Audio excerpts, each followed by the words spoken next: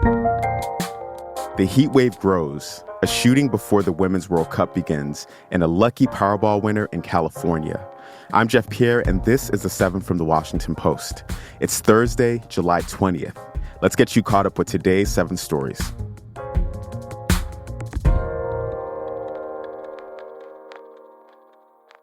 Number 1. The brutal heat wave across the southern U.S. is expanding. Around 80 million Americans could suffer temperatures or heat indexes above 105 degrees through this weekend. Dozens of record highs are expected in the Southwest. This is being caused by a stubborn area of high pressure called a heat dome. But climate change is making heat waves like this one more likely, frequent, and intense. In related news, China said this week that it'll deal with climate change at its own pace. Now, China is the world's largest greenhouse gas emitter, and these comments underline the challenge the world faces as it tries to tackle planet warming pollution. Number 2. There was a deadly shooting in New Zealand right before the World Cup began. Police said 2 people were killed and 6 were wounded in Auckland today. The gunman also died. New Zealand Police Commissioner Andrew Coster spoke about the attack at a news conference. We've contained the situation and are not seeking anybody else. We have not formally identified the offender. However, we believe he is a 24-year-old. We understand he has worked at the construction site and believe the reason for his presence at the site this morning was connected with that work. We're satisfied there's no ongoing risk to the public and no reason why the tournament should not proceed. The matches are safe to attend. Shootings like this one are extremely unusual in New Zealand. Gun control laws there are very strict.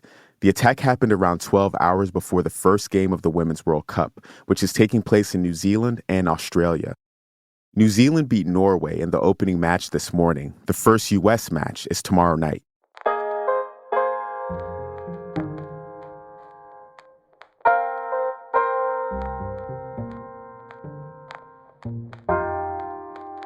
Number 3, doctors are sending abortion pills into states with bans.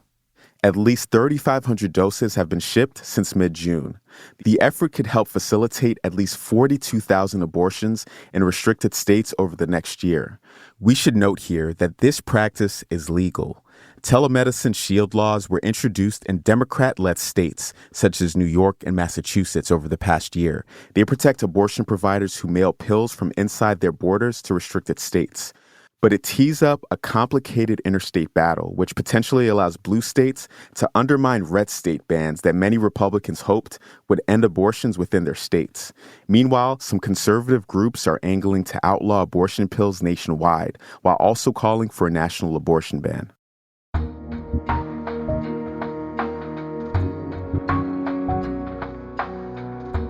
Stanford's president will resign after flaws were found in his research. That's number 4.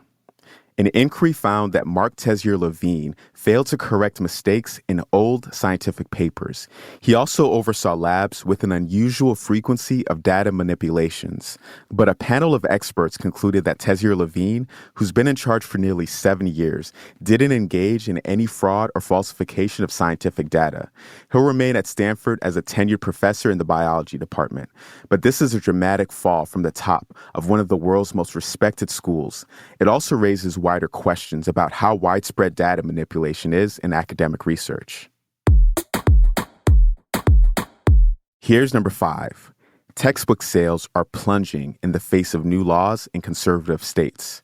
Educational publishers are locked in tense negotiations with state educational departments, specifically about the teaching of gender, history, race, and sex. Publishers, distributors, and booksellers face fines and even jail time if their materials break new state laws. But the laws are often confusing. For example, a requirement in Florida says K-12 social studies materials must include unedited primary sources, but many primary sources are hundreds of pages long. As a result, many school officials are delaying book purchases as they struggle to interpret the new laws. Number 6. A gene variant may protect some people from COVID symptoms. At least 20% of people who contract the coronavirus remain asymptomatic, and a new study found that some of those people may be helped by a variant of an immunity gene. Here's how it works. The variant may speed up the immune system's response time so that it can clear the virus from a person's body before symptoms and other health complications set in. This could help explain why some people who test positive for the coronavirus never develop any obvious symptoms. Number 7. Now for the rest of those numbers, we've got 10, 24, rounding it out with 11. Your Powerball number tonight, good luck everyone, is 24, and your Power Play multiplier is 2. A player in California won the $1 billion Powerball jackpot. The winning numbers in last night's drawing were 7, 10, 11, 13, 24, and red Powerball 24. The lucky ticket was sold at a mini market in Los Angeles. The winner, whoever it is about to have their life changed forever. They can either claim $558.1 million in cash up front or $1.08 billion through annual payments over 30 years. This is only the third time the jackpot has run into the billions.